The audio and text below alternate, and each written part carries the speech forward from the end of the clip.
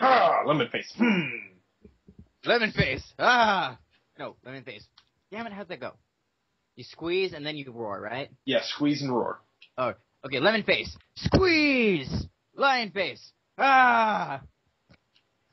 We're recording. Oh, is this from Zoolander? We're recording now. Hello, everyone, and welcome to the DarkMatch. As usual, I am your host, Mr. War Machine, and I didn't fuck up the intro. Woo! Yay! Hooray! I win. I win today. Go ahead. Iron Bite fucked up his cue. No, it's your cue you next. fucked up your cue. No, it was War Machine, then Iron Bite, then me. No, it's you, because Iron Bite's doing a tweet. It's you, goddammit! Well, ignoring my abusive boss, I'm Magpie, and I'm working under horrible working conditions. Oh, shut up. And I'm Iron Bite Dash. And this is What is Iron Sheik tweeting now? You the boss! No, I am the fucking boss! I am the real Iranian legend master, not that fucking cocksucker Tiger Woods! What is his issue with Tiger Woods now? Gets a lot of pussy. Well, I mean, you know what? Sheik is insane, but at least he's amusing insane, unlike what we had to watch on Thursday. But we're not here to talk about Thursday. We're here to talk about Monday Night Raw and Friday Night SmackDown. With less anal bleeding than before. Whoa, okay. You know what? That was just such a stupid comment from Michael. You didn't hear that last week? No, I didn't watch SmackDown last week. It was on Raw. Apparently, Jerry the King Lawler, after getting attacked by Mark Henry, suffered a case of anal bleeding. From the world's strongest slam through the table. Are you... I am not bullshitting you. They said that on TV. And we all wait, what? Not only did we no go. way. There is no... No. Not only did we go. No, wait. What did he just say? The entire WWE universe, I hate using that term, but I'm going to use that term. The entire WWE universe, the entire TNA universe, ROH, the White House, everybody for 1 second stopped, looked at Michael Cole, and went, what? Michael Cole had to... Jesus. You missed Michael Cole saying anal bleeding. And on that note, going from anal bleeding... And when I saw this on Twitter, I saw Michael Cole underneath anal bleeding, and I was like, what the hell is going... And then he said the comment... It's an appropriate comparison when you think about it. Yeah, it was just... You know, but that was last week. To say, there is something to be said for a man who can cause anal bleeding just by slamming someone through a table. I gotta check if his anus is bleeding. Move him! That's a man you don't want to mess with. You know when King felt the wet stuff down there, he thought, did I shit myself? No, it's anal bleeding. But anal bleeding aside, this is the show just after Hell in a Cell. And also tonight we are going to deal with the group of Otunga's lawsuit, because I don't care about anybody else in that group. In fact, I don't care about Otunga. We'll get to that shitty angle. We'll get to that shitty. But there will be a 12-man tag team match as your main event, and we'll get to that in a bit. But we start off the night with a Randy Orton match. Which, again, this harks back to the things I complain about, where why can't we just start off with a match? And to see them starting off with a match is great. And Randy Orton tonight is being billed up against jobber entrance Drew McIntyre. Yeah. I guess we know who's going to win. Yeah, Yeah, Drew and McIntyre wins with an amazing display of his brand new finisher, which involves midgets that don't result. No, okay, Randy Orton wins if you can't, guys. If you can't. Ooh. And to be fair, Drew did look good in the match. Yes, he looked very good. My only complaint about this is like comparing this match to another match that happened this night. Why couldn't Drew taken Mason Ryan's spot in that tag match? That would have been so much better. Yeah, and you know what? The Mason Ryan's involvement in the 6-man tag match, which will happen later tonight, they could have just ignored him as well as Alberto Del Rio in that match itself, and it would have been fine as a 10-man. I think if they honestly just would have got rid of Otunga and Mason Ryan on their side, way better match. Maybe, but we'll get that's a matter of opinion. We'll get to that in a bit. Like we said, Drew McIntyre, Randy Orton, Randy wins with the RKO. Randy put Drew over pretty good. He made him seem like he could beat Randy Orton, which is kind of saying something. When Randy Orton wants to, he will make you look like shit, and he did not in this instance. Yeah, well, I would have liked to see this feud back for, like, say, the World Heavyweight title on SmackDown, but I don't think we're going to get that soon. But if they can eventually go back to that point where they get McIntyre as a serious contender or the guy who's just going to take it to the champion, I'd like to see that.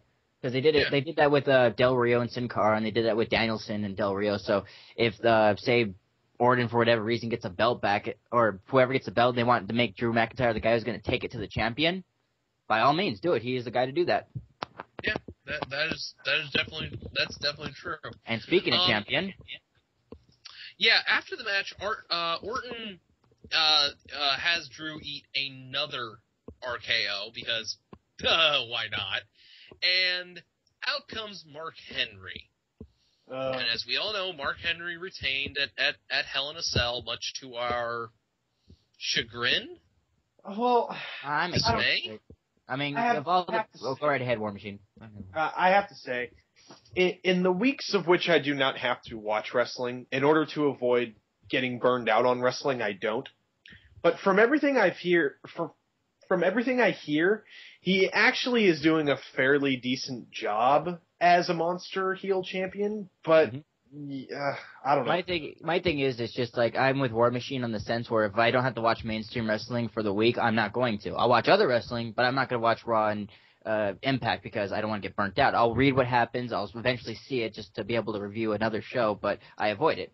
Mark Henry, though, like, I have no problem with giving that guy the belt if this is his last hurrah, and let's have him have a moment in the sun. I'm all for that. Let's have him have a moment in the sun, but of all the people on the roster to showcase as a champion who are way more interesting performers and I think could do a better job, Mark Henry's given the belt. So me as a fan, I'm not interested in that sense. Like, is him seeing the belt is not going to make me tune in.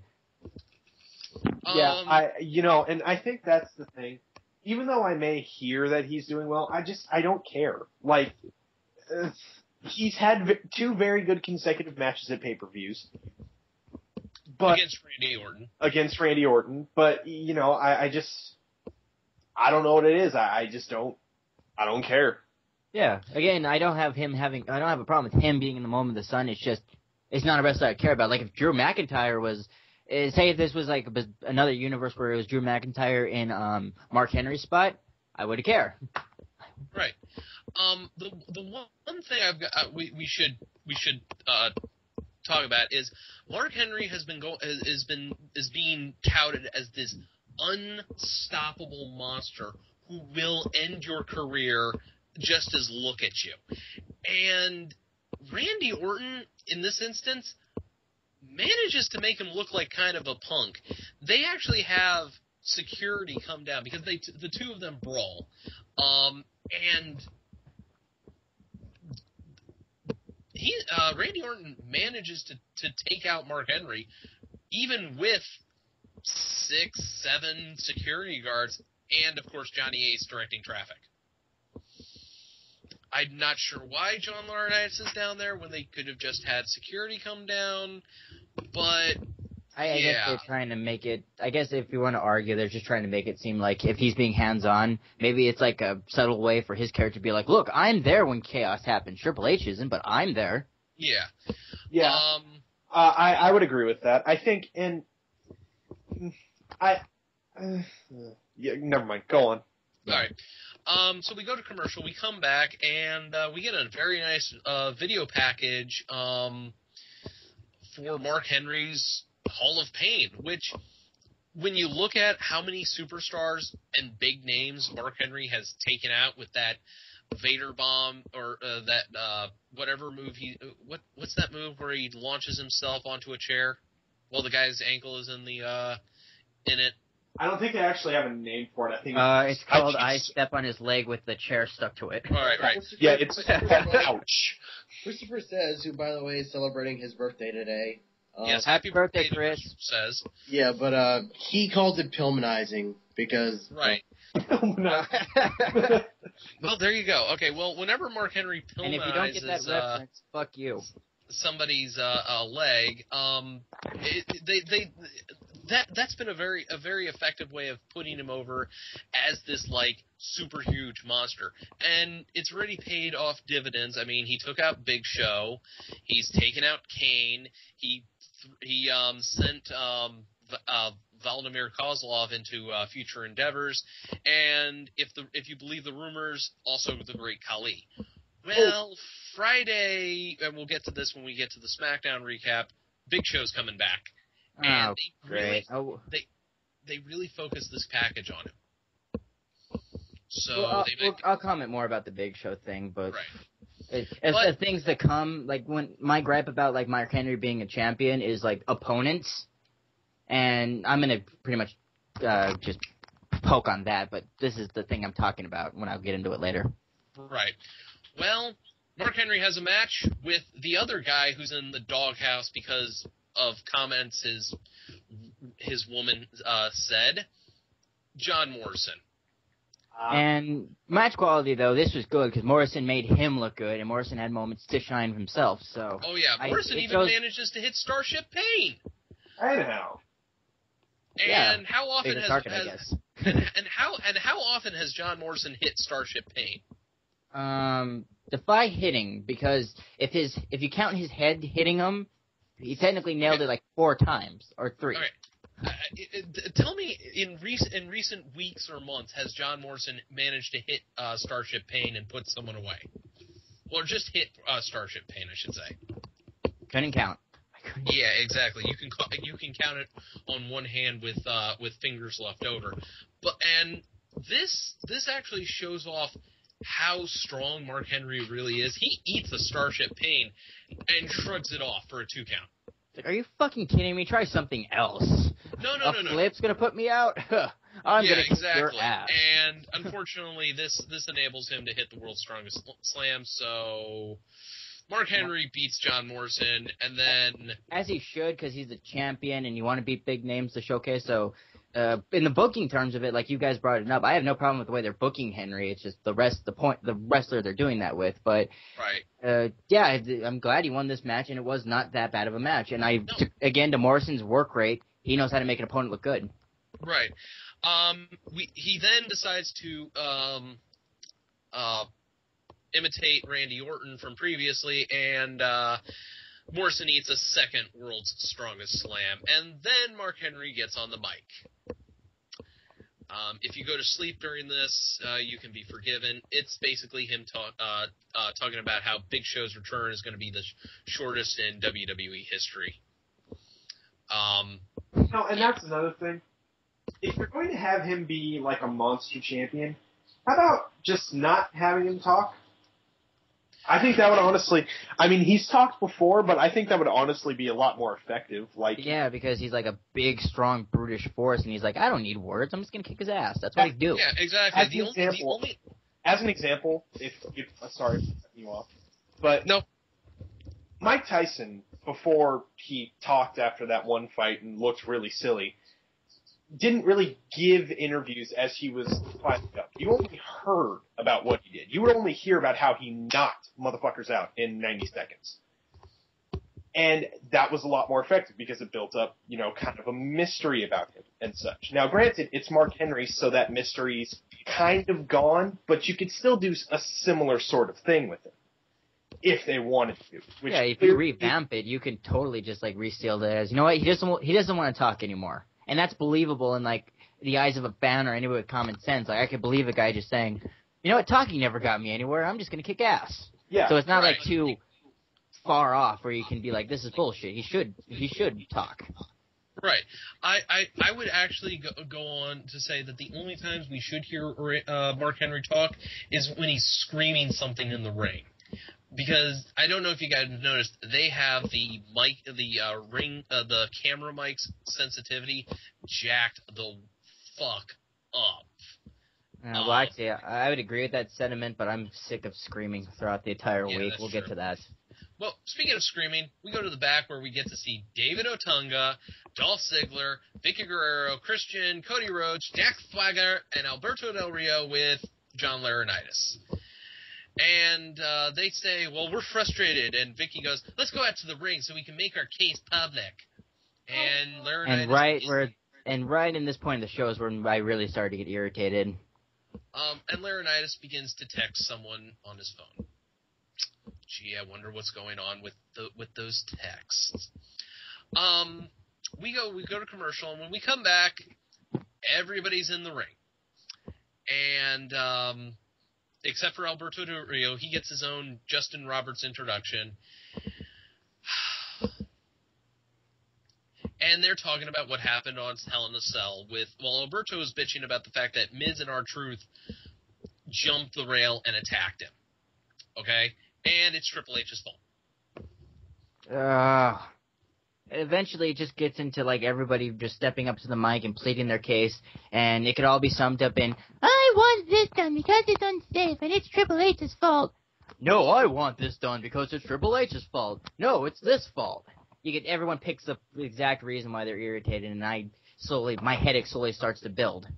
Luckily, Triple H comes up. And Triple H says what everybody is thinking. Okay? He asks what happened in the WWE. He remembers a time when guys didn't take lawsuits if crap like this happened. They got back. They stood back up, dusted themselves off, and caved in somebody's skull with a sledgehammer, okay? I mean, yes, this is a job. These people, everyone in the ring, everyone in WWE and any promotion are paid essentially to get their ass kicked or expected to get kicked on a daily basis. Your job is to be meat, and you get punched and punished. And you do the same to another person. You expect to get your ass kicked. So it's the credibility of wrestlers whining about getting jumped, it's that goes out the window for me. It's oh, great, you're really tough people. And it's going to go out the window later on. Later on, we'll get to that in a little bit. So we're also told we're going to have some exclusive footage from the end of Hell in a Cell still to come. But we have a Divas tag match, and Magpie is now shuddering. It's not that I'm shuddering. This was one of those parts in the matches where it's just. Okay, this wasn't the main thing that irritated me about tonight, but it was a close first. It's Kelly Kelly and Eve Torres versus Natalya and Beth Phoenix. Okay. All right. Natalya and Beth Phoenix. Good. Others like them. All right. I'm not of the opinion that every single Divas match involving any two other Divas with Beth Phoenix and Natalya, except, you know what I mean, right, is instantly going to be bad. I think that magic can happen. Yeah. However, this was not one of those times. Yeah, precisely. Kelly Kelly just goes crazy. This was not a match. This was Kelly Kelly going insane. No, she turned into full Will Ferrell mode, like in the other guys where Will Ferrell just starts to be the bad cop. That's what Kelly Kelly did. Yeah. And it was about as convincing. Kelly just starts screaming, "No, no, no," and slams Beth Phoenix's head into the announce table multiple times. Which, this is the exact way to put over your Monster Diva heels. Well, not Monster, Right, but that's exactly... your Diva of Doom gets beat up by somebody that weighs, 125 pounds, like, soaking wet. That's on a day she's eating a salad, by the way. It was just amazing to watch Kelly go nuts on Beth Phoenix, and that's the exact same comment I said when I was watching. I said, and I quote, "Wow, way to make your heel divas look strong." Well, I think we all had that sardonic answer to it. I mean, anybody with common sense is like, wow, yeah, this is gonna convince me that Natalya and Beth can beat up the divas and stand on top of the mountain. I already knew that fact because I had common sense, but now this really solidifies my statement earlier. The sarcasm is strong with this one. So we go backstage again, and Triple H is talking to someone on the phone, and in walks Johnny Ace, and he wants an apology. He wants to an apology from Triple H because Triple H apparently punched him when he was going after Miz and Truth while they were handcuffed, and Triple H does not give the apology. In fact, he wants Laurinaitis to go get everybody in the locker room, and he'll talk to them out in the ring. Okay? And Ace, you better be there too. It was kind of intense. But we will get to that, because this is our actual main event. Triple H confronting the locker room. And we're going to talk about this when we get to it, because this is kind of dumb and kind of brilliant at the same time. But, guys, we got a Santino Marella match. Oh, yay. I was excited. Who's his opponent? Jinder Mahal. So anything I cared about, which wasn't that much, went out the window again. No. The single thread I was hanging on just completely got plucked when you said Jinder. Believe it or not, this was an okay match. It didn't go very. The hilarious began before the bell even rang, when Santino Marella was speaking Hindu, quote unquote. Oh, Jesus. It was hilarious, and I love Santino. Santino wins with the Cobra. Guys, fantasy booking, but I'm going to go ahead with it anyway. This is a match I really want to see, and I think it can use Jinder to his full potential. Okay, Jinder Mahal versus Bryan Danielson, and the stipulation is Bryan Danielson gets a flamethrower. Sets him on fire? Yeah. I don't think that would be a fair fight, Magpie. I mean, from a psychology standpoint, that would be just... How do you work around a flamethrower? I don't Well, let me explain Luso logic for you. You see, if the heel has a flamethrower and the babyface just has to deal with this problem, and he gets torched to a complete crisp, then he'll look convincing enough to beat him next week for the pay-per-view. You gotta think in smart Russo booking. Smart Russo booking. So, we go... Pretty sure that was an oxymoron. We go back to commercial. We go to commercial after that, and when we come back, we've got a little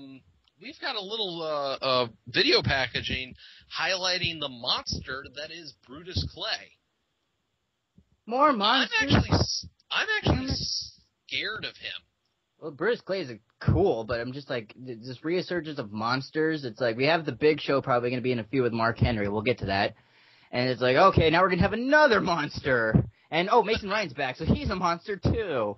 You know what? Everyone could be a monster.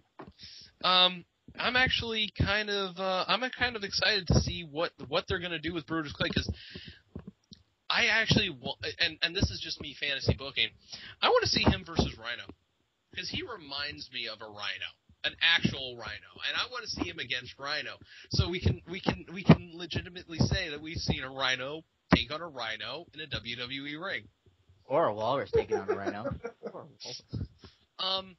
So we come back, and we're going to see a little YouTube video from The Miz and R-Truth. Now, No! No. This is them apologizing to us for what they did. However, I'm gonna. You guys go ahead and give your thoughts on this, and then I'm gonna just say a little something. I'd rather talk about the main event. Go right ahead, War Machine. Nah. I mean, I didn't care. I saw them, and then They apologized. It was convinced they're heels. Okay. I didn't care.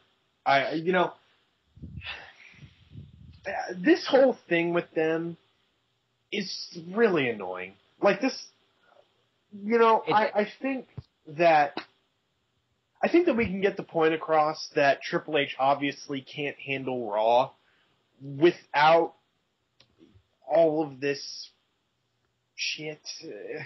But it's like I don't have a problem with Miz and R-Truth both as wrestlers. Okay, as both as wrestlers or being in a tag team, I think that's good for them to be in a tag team. But for them being like the smaller part of a bigger picture, the bigger picture gets in part of the smaller thing I like. Right. Yeah. Okay. And the bigger picture is irritating. I'd rather just have the bigger picture go away and have these two just be a tag team. Right. I wanted to point out something. While they were filming, wherever they were filming this, okay, supposedly it was supposed to be probably in the Miz's house, okay, someplace there, all right, or some hotel room.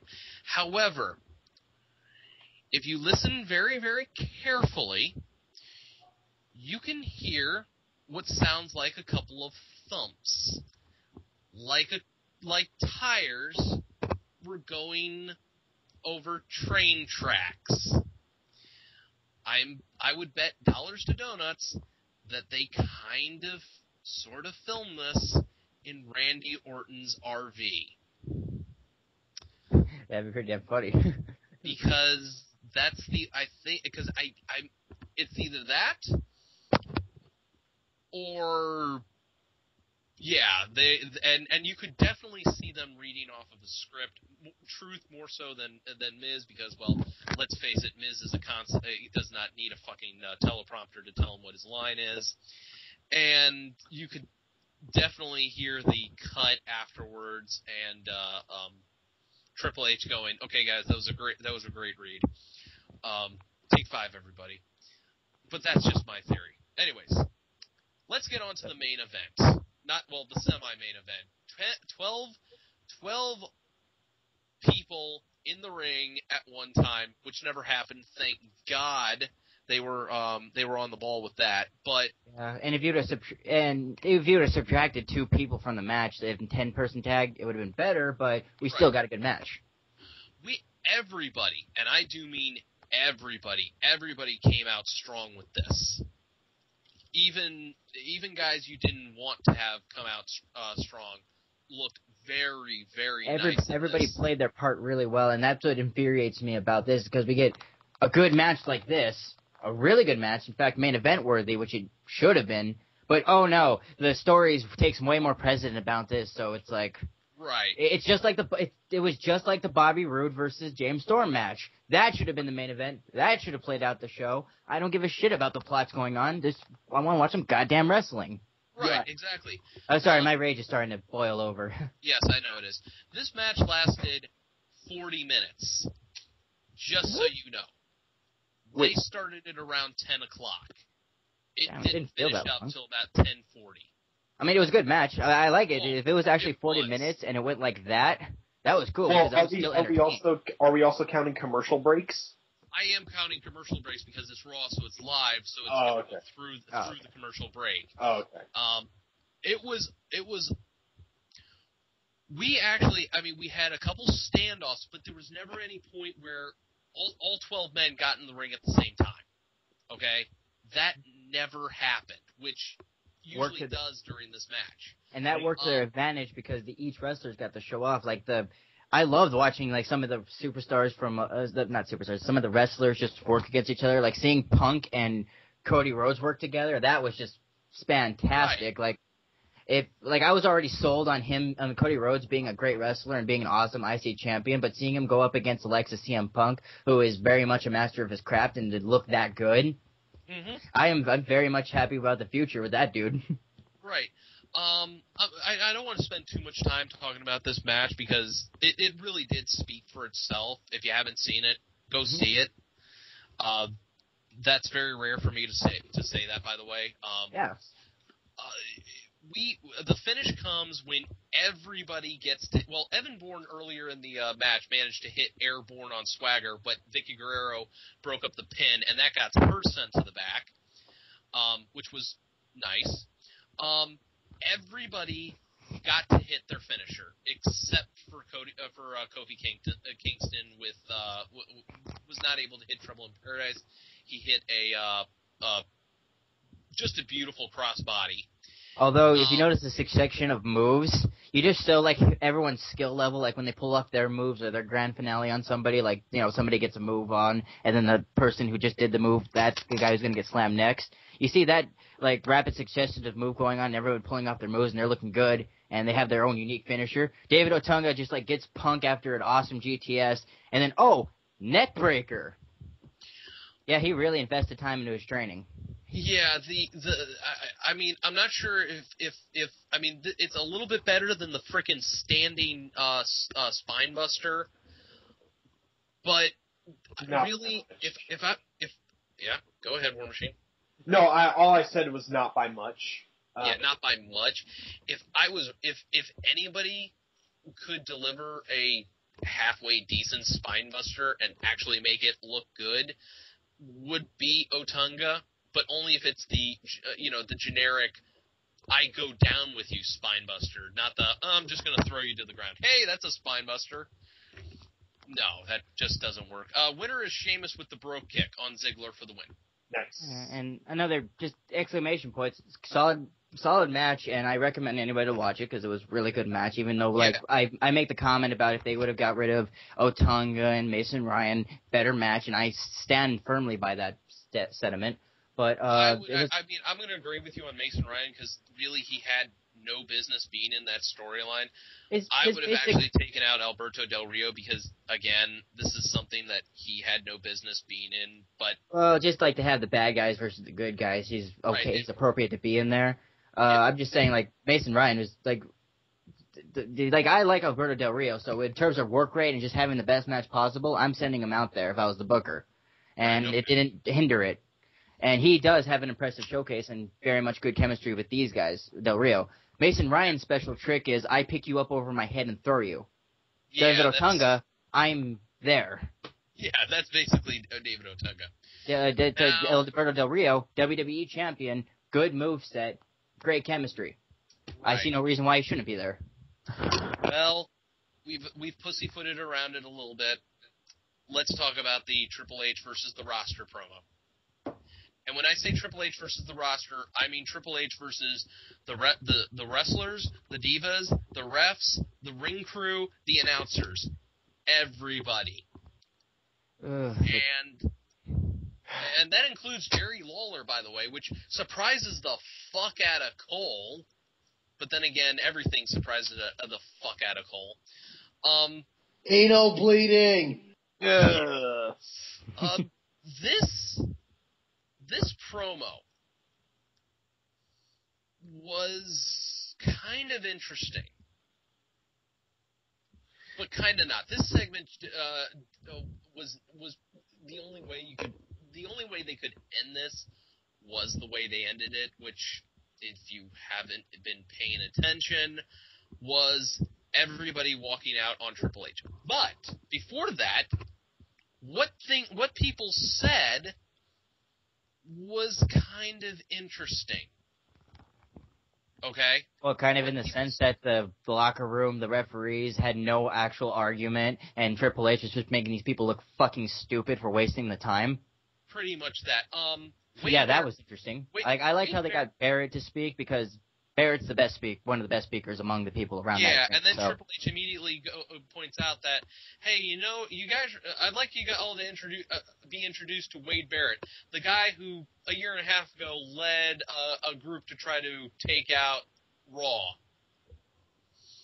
Okay, you've got that going for you. Mike Chioda speaks out next. Never, ever have him with a microphone ever again.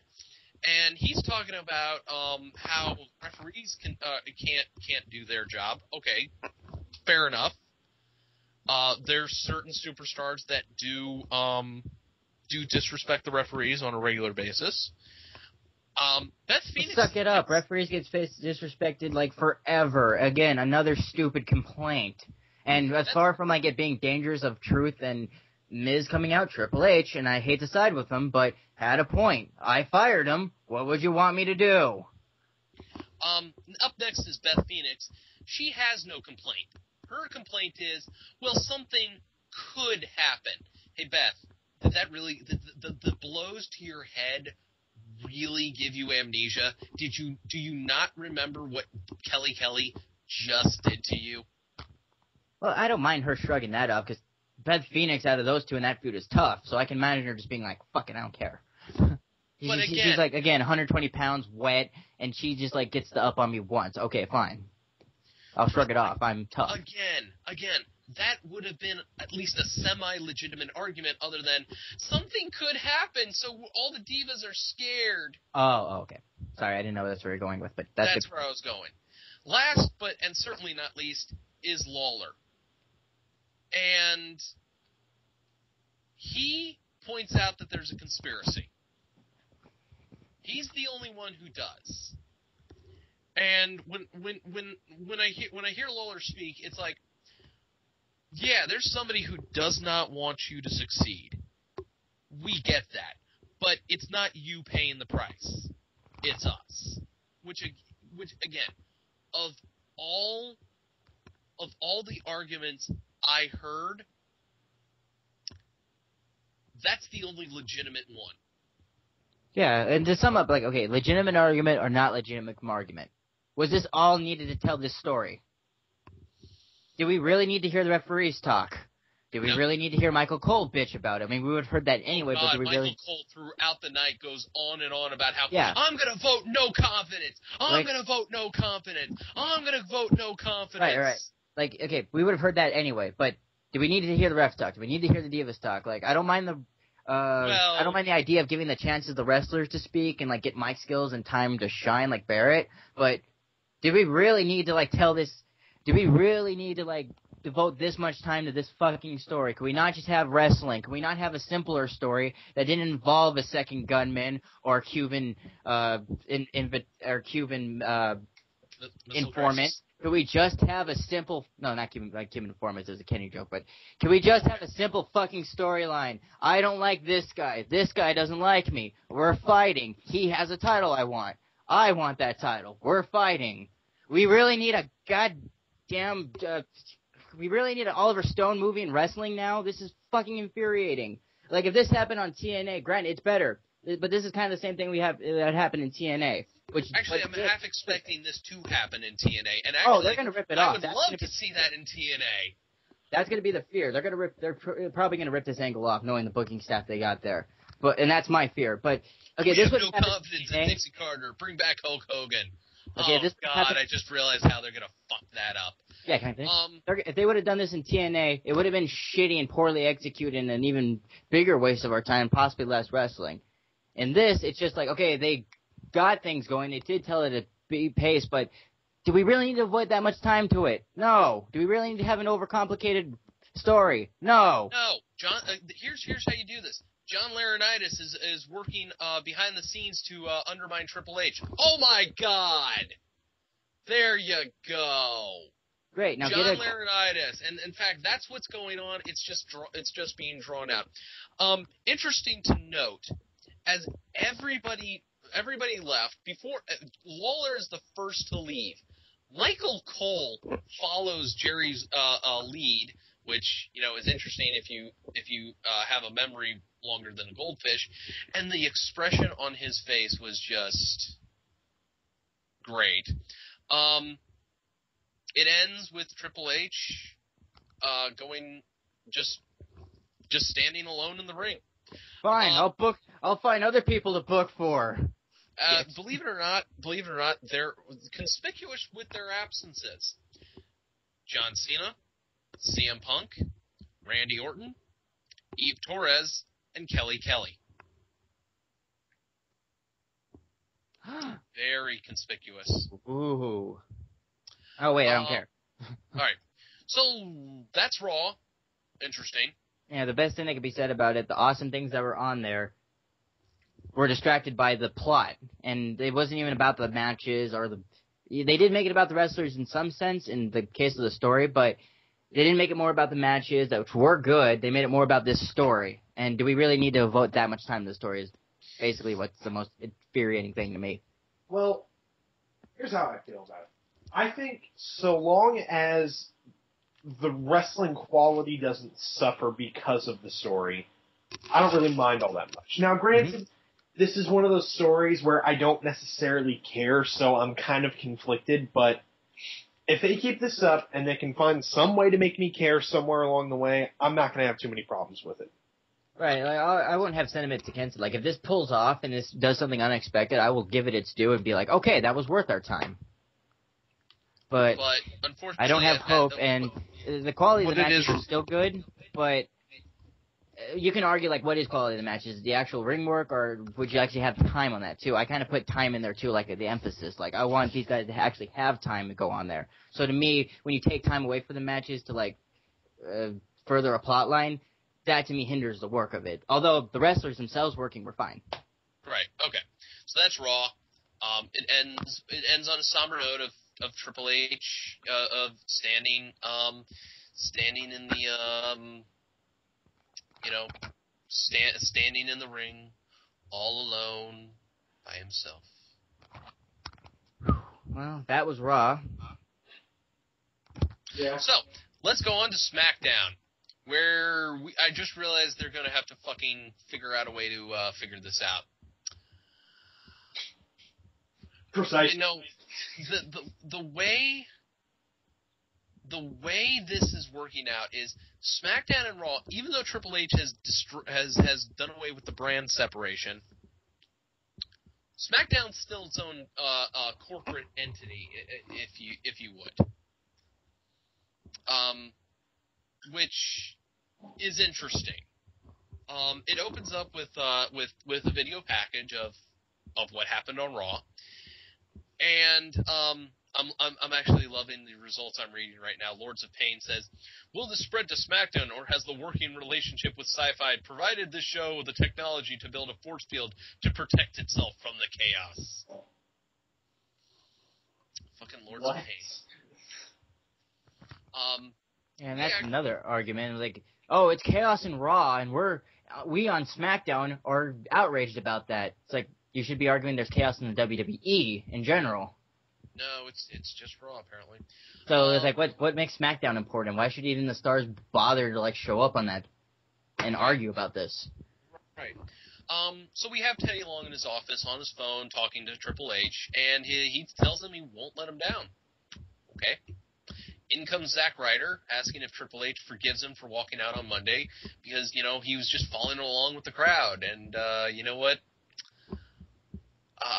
Triple H does not want to risk another walkout, so we won't be seeing Triple H tonight. And Teddy Long, as SmackDown General Manager, is in charge. Like always.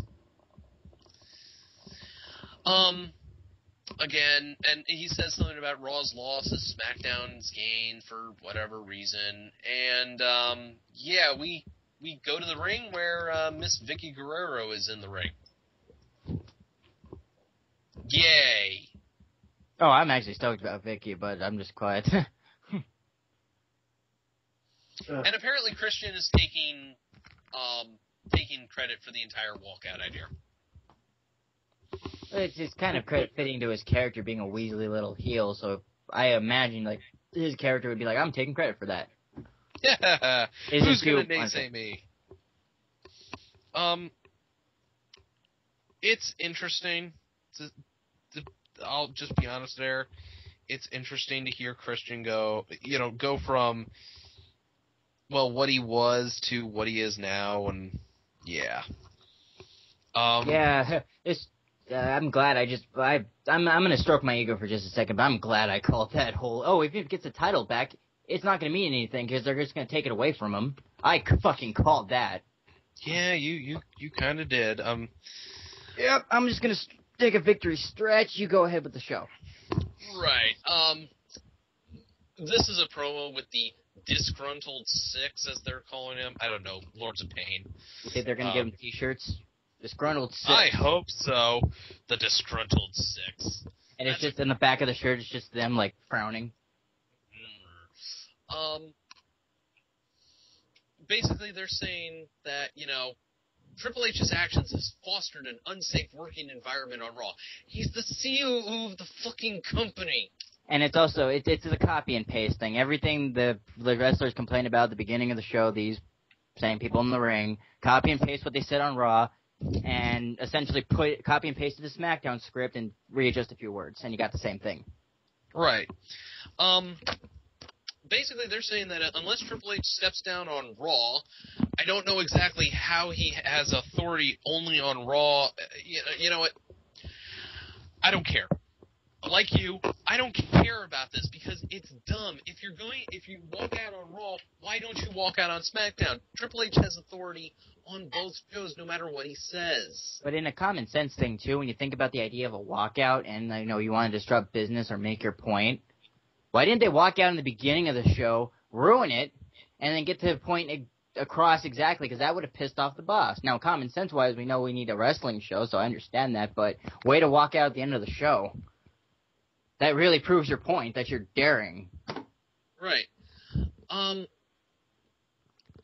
don't know.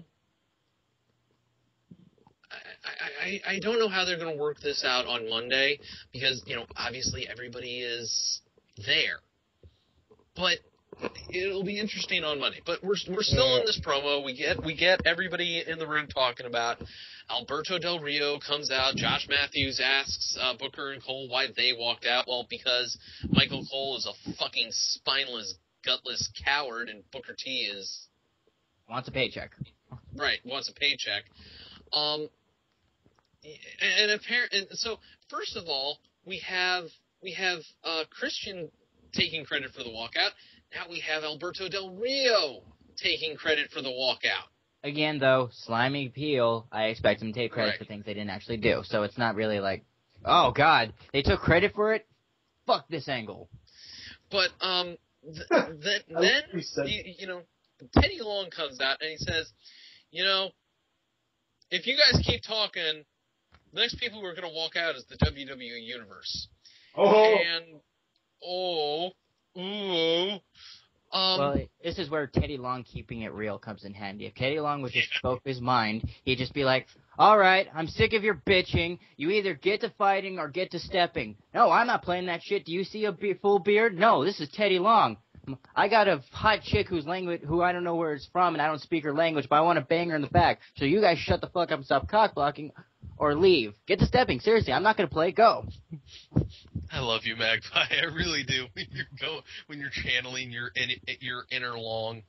I wish I could do the voice. It would be fitting, but I'm not even going to try to do a shitty Teddy Long impersonation on the show. So so Teddy Long basically makes the main event Sheamus and Randy Orton versus Christian and Cody. Great. I'm going to love that. But next, we have Alberto Del Rio versus Sin Cara. And again, this is one of those matches where you just get. I like the idea that WWE is trying to do, even though they're using the same people. Just they want to keep using the same people who have the same chemistry. Danielson, Del Rio, and then Sin Cara, Del Rio. I do like the idea that they're picking out opponents to take it to limit to the champions at random. I wish they would do more people, but good person to get it against Del Rio. Oh yeah, god damn it! What point was I going to make? I'm sorry, I'm kind of functioning out. I still have the raw headache. I really don't know what to say. It was a good match. I'm putting over the fact that I like the idea that WWE are picking opponents to take it to the champion. I wish they get more guys, but that's the other point I was going to make, though. Oh yeah. It is what it is, man. That's all you can really say. Okay, it is what it is, and but we're gonna have our match. We got Alberto Del Rio versus Sin Cara Azul.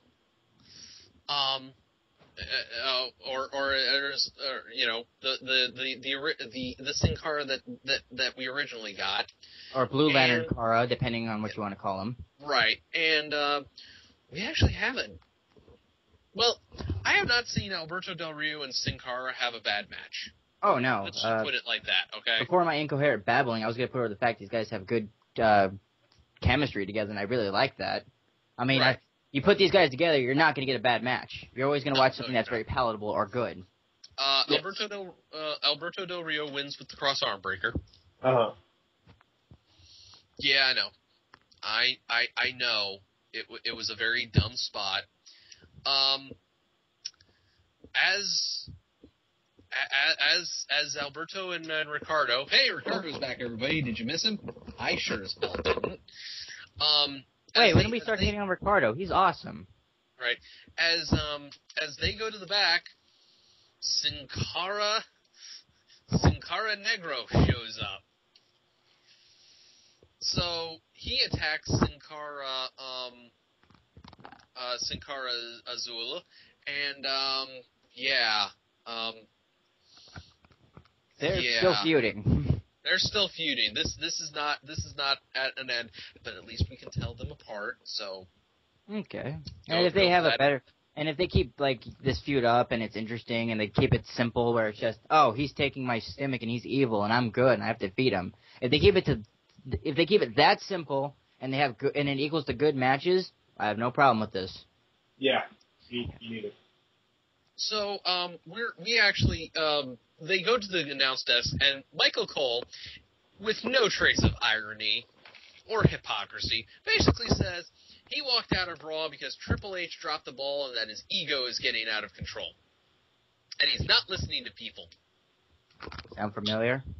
Hey, Michael Cole, how shiny is that mirror? And Booker T walked out because he thought the show was over and that he was going to the bathroom. Oh, God! Hilarity! It's hilarious, isn't it, War Machine? Don't irk him. The last thing we need to do is get him mad. Booker, why you do this? We then go to the back where my former pick base, Matt Stryker, is interviewing Air Boom. And I will say that every time Matt Stryker is on screen. God damn it. And they basically walked out because it's too chaotic on Raw. You're paid to fight! Fight! So we have a match. Our second match is Air Boom versus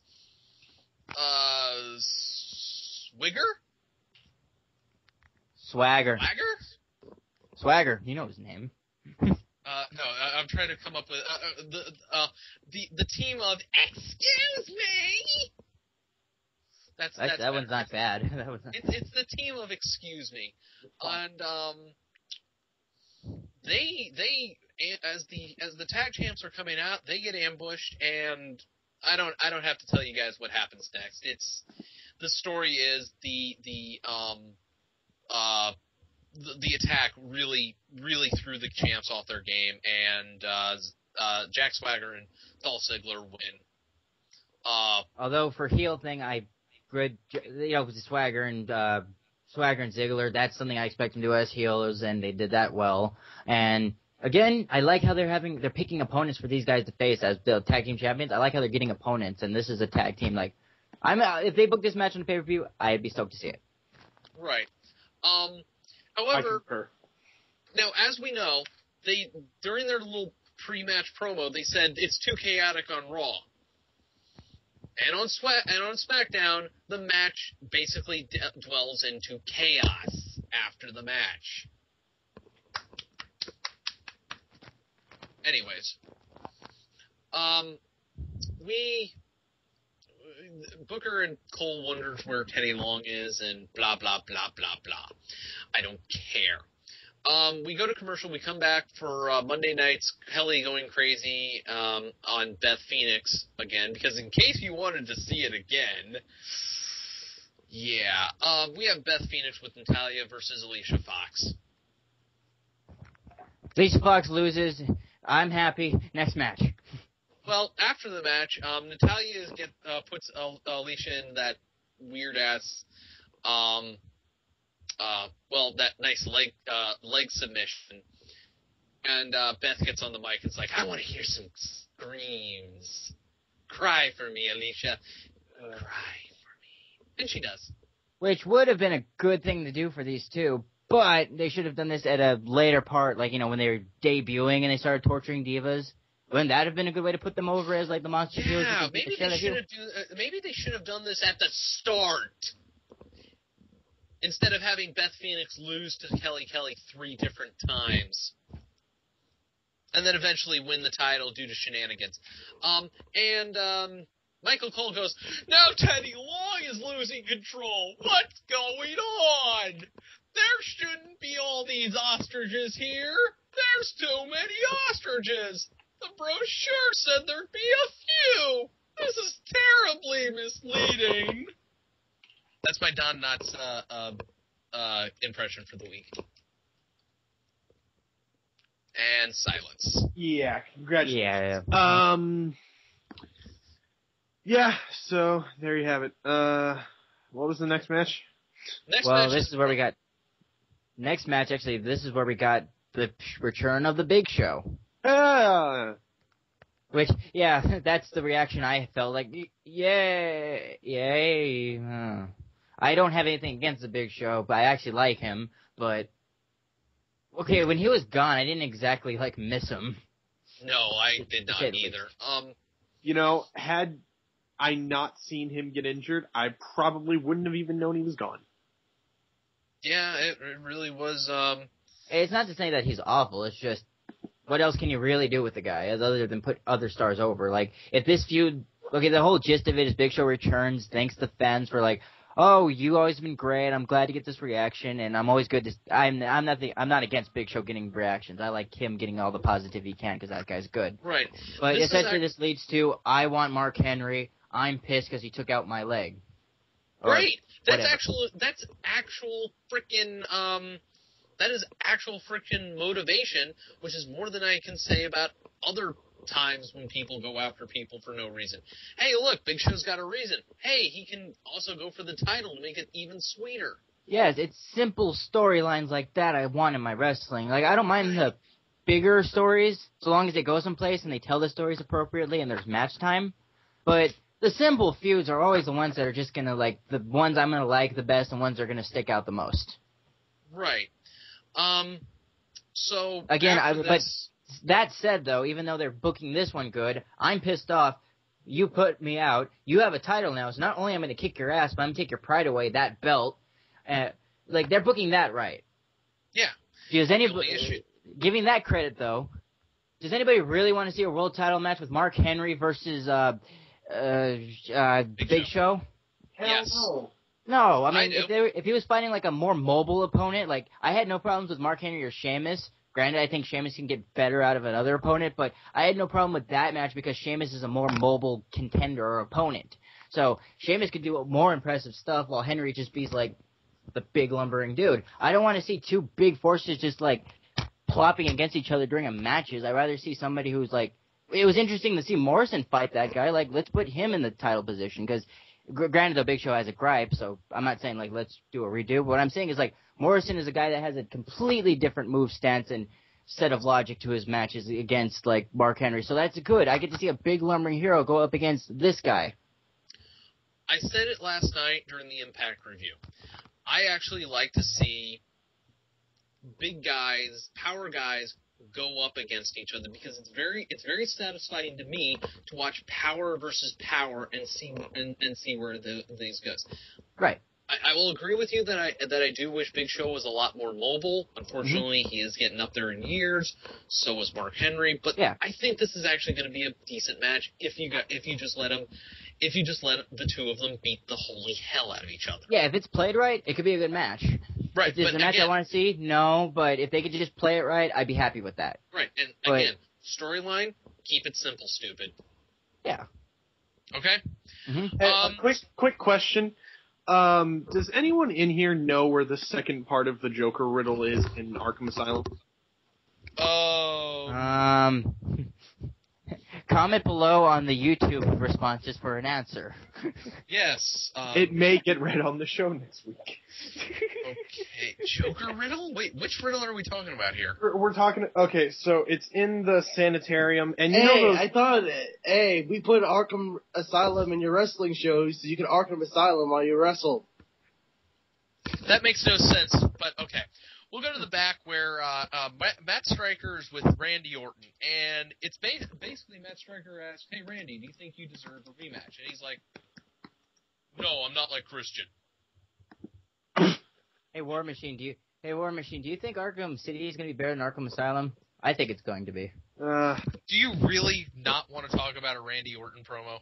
Yeah, no. I don't. I like Orton, I'll be honest, but I never ever want to talk about his promos. So I like him in the ring, but I'm kind of sick of him as of late. It was short, so it was that is what it's got going for it. Oh god, a zombie's in here, by the way. Yes, the zombie from ECW has arrived.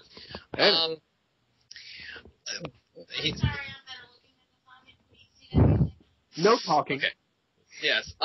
So basically, Stryker also asked Randy why he was not there for the Great Raw for the walkout, and Randy basically said, if I have a problem with Triple H, I'm not going to walk out. I'm not going to follow the group.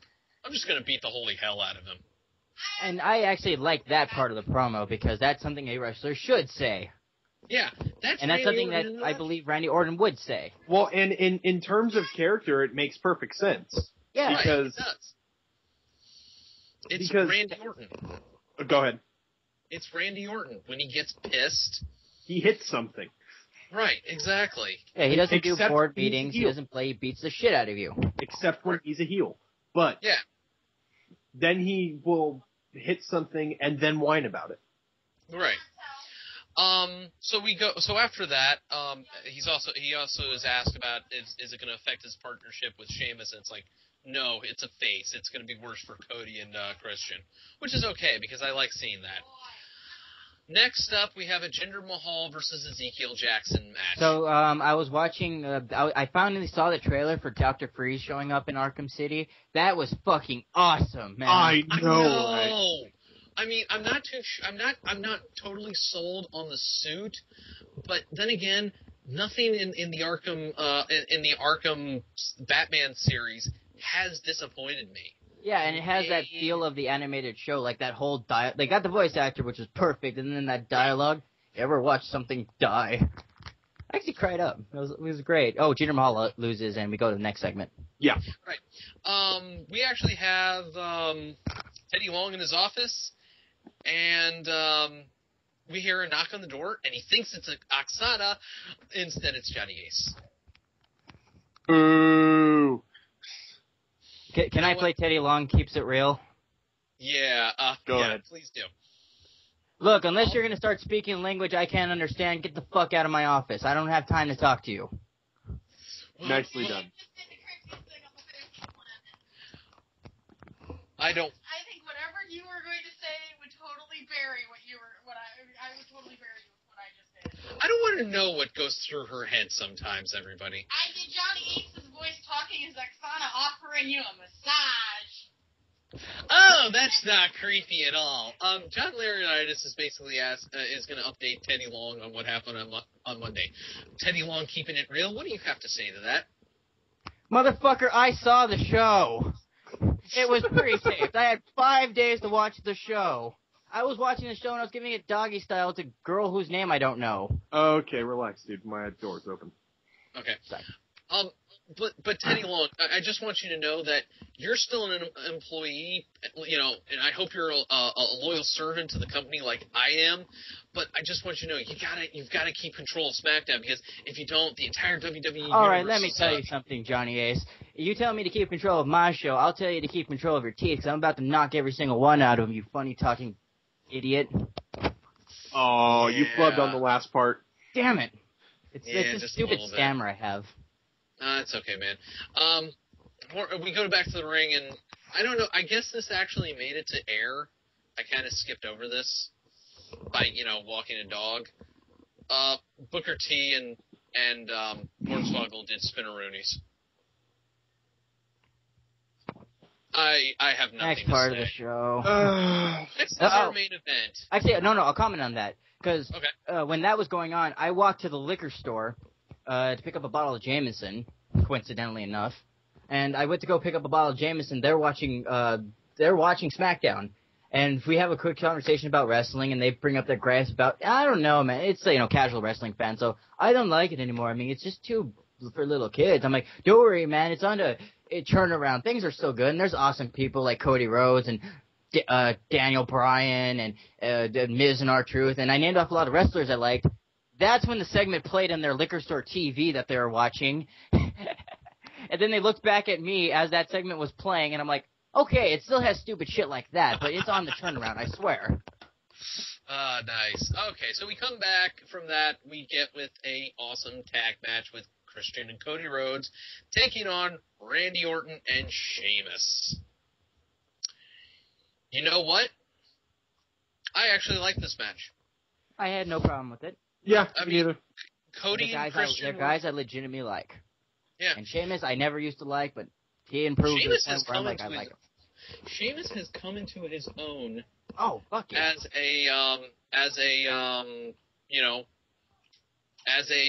a face. I mean, I like his work. I liked his work as a smash mouth in your face heel. But now that he's a smash mouth in your face, it works. Yeah, I have no problem with him getting a world title right now, and he's not green as grass as he used to be. No, he's actually pretty comfortable in the ring. Winner is Randy Orton and Sheamus with an RKO from Orton on Christian. No, yeah, on Christian or Cody Rhodes. I can't remember which. And Michael Cole, Michael Cole asks what's going to happen on Monday, and Booker's wondering if we're going to get scabs on Monday. If this leads to the entire roster for FCW coming up and working on Raw, I'm all for it. I'm not exactly sure. I'm gonna be with the fact that we still have Randy, Punk, Cena can still work on Raw because they never walked out. No, I'm all for that, actually. If they did that and got the FCW guys, they got John Morley, Claudio's there now, and they got Tyler Black. Fucking A. I hope that happens now. Also, I'm hearing rumors that Chris Hero has signed with the WWE. Cool. Good for him. So we may have the Kings of Wrestling in there. Hey, now. Cool. I mean, I'd be stoked to see it. I'm not going to be one of those indie fans who just thinks they should deserve it. Well, okay, I do on the basis of the wrestling skills and time they put in, but, WWE, you go there, you rebuild yourself. But I'm cool to see them in there just because I really like those guys and to see them work their way and get to that point. Good for them. So I'm not going to play the indie fan. They're going to be immediately buried right away. I had that fear, but I'm glad they got there. Well, look at Daniel Bryan. I'm not really sure he's getting buried right now. I really don't think that. I think he's fine the way he is. He's going to get his world title shot. He's going to win it because everybody else who's cashed in Money in the Bank, even those who have announced it beforehand, Rob Van Dam, went on to win it. So I'm confident they're going to put the strap on Daniel Bryan. But we still have one more segment. Mark Henry comes out and basically tells Big Show, no world title. I don't fear you. I'm strong, and you know what, Big Show, you don't get it. And out comes Big Show. He just ran out there. He runs out there. That's the fastest I've seen him move in a while. I know. He destroys anything in his way, including Mark Henry, TNA Vacation, TNA Security, just basically everybody who gets in his way.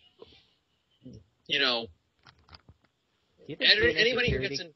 Yeah. Do you think, sorry to stop you on this point, but do you think TNA security guys just secretly dream, like, one day I'm going to be a WWE security guy, and then the world's going to respect me? I think so. Mark Henry gets the upper hand on Big Show for a second, and he gets chokeslammed through the announce table. And Big Show then grabs a chair, puts it on Henry's ankle, and grabs the ring steps, and is about to splash down on the leg. This brings out Teddy Long.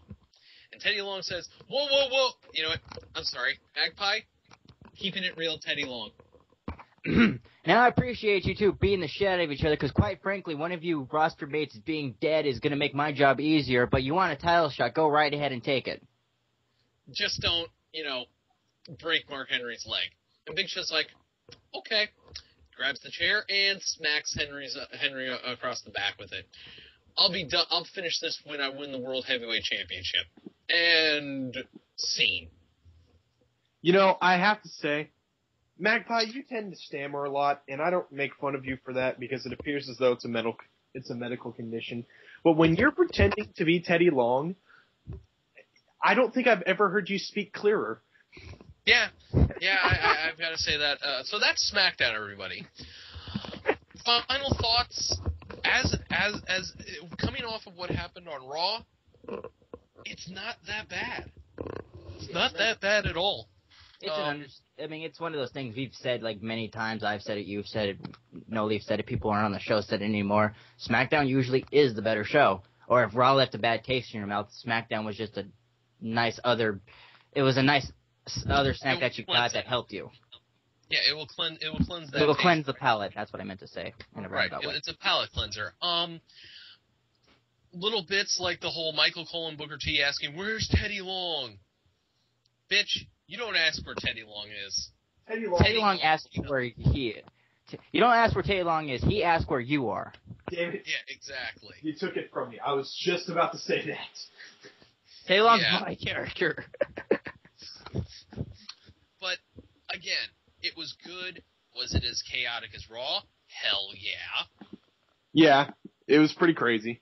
But SmackDown doesn't count as the WWE, so it's chaotic on Raw.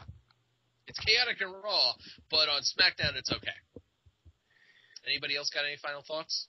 No, not really. I wish I could find out a way how I speak clearly when I do Teddy, but not when I actually speak. It's just a confidence thing. Okay, I need to crack that code. So what's getting more screen time than who? Zack Ryder? No, he got screen time. Shelton Benjamin. Okay, there we go. What gets more? Nope. ROH tag champion. He gets screen time in this company. Someone else. Daniel Bryan? No, he got screen time. Fuck, we can't say that because everybody got screen time this week. Whoa. William Regal? No, he was there. No, he got screen time. I guess we're gonna have to use Yoshi fucking Tatsu. Got screen time. Get out! How? He was in the big Raw walkout. All right, you know what? I got something. What got more screen time than the dark match? Okay, there we go. Wait a second here. Wait a second here. Anyways, what gets more screen time than the dark match? Because because everybody got screen time this week. What gets more screen time than the dark match? Michael Cole looking grimly determined. All right, fair enough.